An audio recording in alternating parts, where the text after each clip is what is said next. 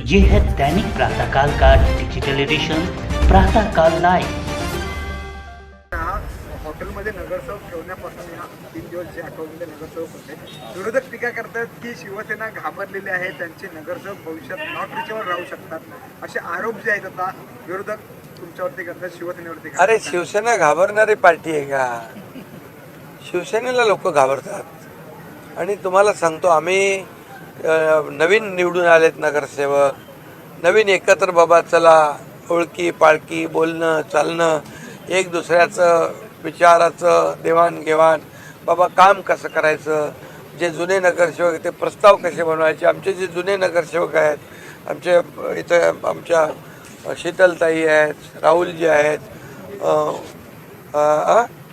यांचं आपल्या त्या बाबतीमध्ये मार्गदर्शन होत आहे. बाबा कसे प्रस्ताव बनवणे, कसं आपलं निधीचं प्रोव्हिजन करणे, या सगळ्या गोष्टी आहेत. आणि एकत्र सगळं ठेवल्याने काय त्याच्यामध्ये असं काय नाही. मला यांना भेटायचं होतं येऊन, उद्या गट फॉर्मेशन करायचं आहे.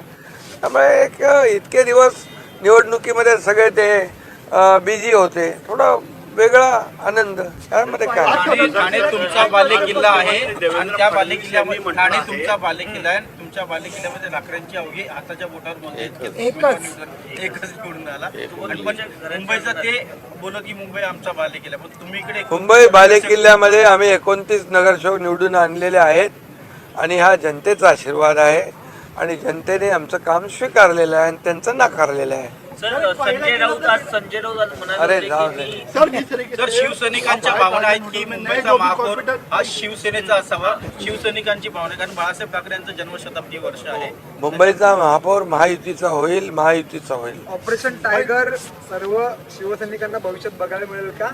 काही संपर्कात आहेत का? अरे बाबा आजच्या पुरतं कोण नॉट रिचेबल? आमचे सगळे इथं आहेत. ठाकरे गटाचे काही नगरसेवक not reachable. खरं म्हणजे बघा तुम्हाला सांगतो, हे आता त्यांना त्यांची भीती आहे. त्यांच्या नगरसेवक त्यांनी त्यांचे नगरसेवक सांभाळून ठेवावे. ये है दैनिक प्रातःकाल का डिजिटल एडिशन प्रातःकाल लाइव।